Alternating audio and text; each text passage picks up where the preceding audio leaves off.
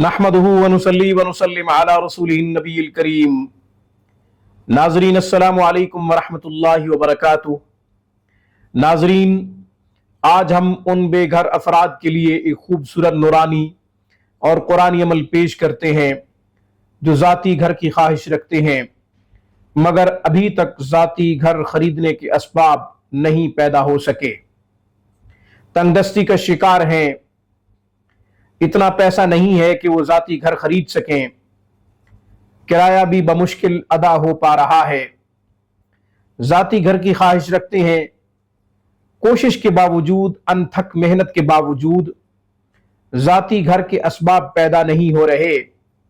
ये अमल करें इंशाअल्लाह, वहां से ज़ाती घर के असबाब पैदा होंगे जहां से आपको वहम गुमान तक नहीं होगा। अल्लाह ताला के सामने कुछ भी बाईद नहीं। जब अल्लाह किसी के लिए अपने खजानों के मुंह को खोलता है तो फिर एक घर तो क्या कई घर बन जाते हैं। इससे पहले कि मैं अपना नूरानी और रूहानी अमल आपकी खिदमत में पेश करूं, हमारे चैनल रूहानी क्लिनिक को सब्सक्राइब कीजिए। इसके साथ साथ अगर आप कुरान करीम सीखना चाहते हैं, अहादीस पढ़ना चाहते हैं, इस्लामी मज़ामीन पढ़ना चाहते हैं तो आप हमसे रब्ता कर सकते हैं। हमारा बेहतरीन स्टाफ आला तालीम याफ्ता मुअल्लिमीन मुअल्लिमात दिन रात कुरान और हदीस की तालीम और तरबियत में मसरूफ़ अमल है। नाजरीन, मेयार हमारा होगा, वक़्त आपका होगा। मेयारी तालीम की हम जमानत देते हैं। आप जब अपने आमाल को संवारेंगे तो अल्लाह आपके हालात को संवार देगा।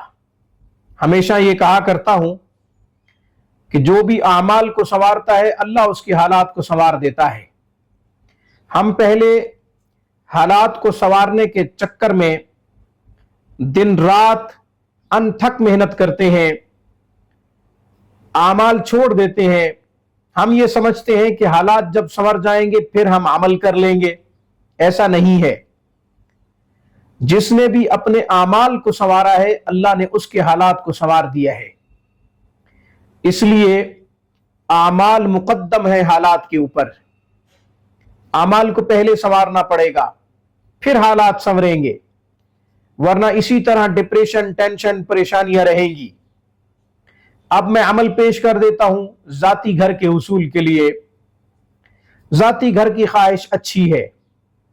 जिनका अपना घर है उनको किसी किस्म की कोई फिक्र नहीं होती कि उन्होंने एक महीने के बाद किराया अदा करना है, किराए का बोझ भी सर पे होगा, क्या करें, खर्चे पूरे नहीं होते, बच्चों की फीसें पूरी नहीं होती, घर का किराया कहां से अदा करेंगे।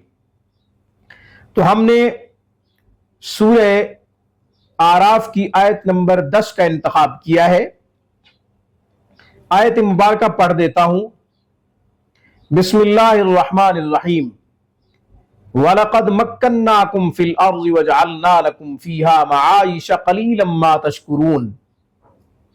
आयत नंबर 10 सूरह आराफ। बाद नमाज मगरिब या बाद नमाज इशा ये वजीफा करें।